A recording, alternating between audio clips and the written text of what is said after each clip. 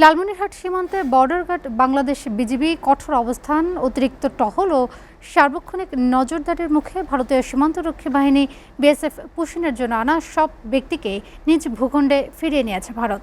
আরও খবর জানাতে লালমনিরহাট থেকে সরাসরি যুক্ত হচ্ছেন সহকর্মী খায়রুল ইসলাম।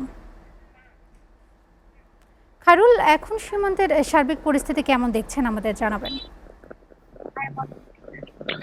রোদেলা, আপনি যেমনটি বলছেন যে লালমনিরহাটের ৩টি সীমান্তে বিএসএফ গতকালকে মোট ৩৩ জনকে অবৈধভাবে অনুপ্রবেশ করিয়ে দেওয়ার চেষ্টা করেছে লালমনিরহাটের ৩টি সীমান্তে। তার মধ্যে যে সীমান্তগুলো আছে তা হচ্ছে ৬১ বিজিবি এবং ১৫ বিজিবির আওতায় যে সীমান্তগুলো আছে সেখানে। তো লালমনিরহাটের শুধুমাত্র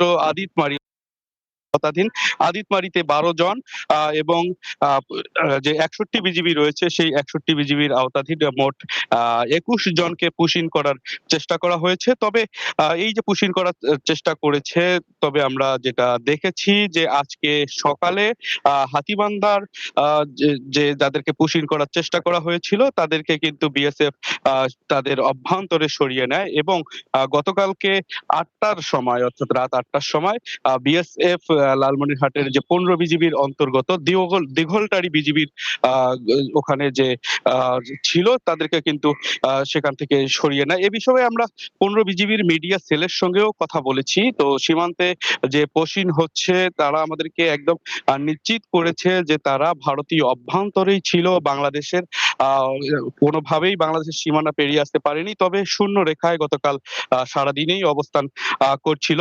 তো সর্বোপরি আমরা বর্তমানে দেখেছি যে প্রতিনিয়ত সীমান্তে একটা আতঙ্ক বিরাজ করছে। এই আতঙ্কের কারণ হচ্ছে সীমান্তে প্রতিনিয়ত পুশিনের একটা আশঙ্কা রয়েছে। বিশেষ করে বিজিবি কিন্তু তৎপর অবস্থায় রয়েছে। বিজিবি তৎপর থাকার কারণে ১৫ বিজিবি এবং ৬১ বিজিবির আওতাধীন যে জায়গাগুলোতে মোট ৩৩ জনকে পুশিন করার চেষ্টা করা হয়েছিল তাদেরকে কিন্তু নিজেদের অভ্যন্তরে ব্যর্থ হয়ে ফিরিয়ে নিতে বাধ্য হয়েছে বিএসএফ।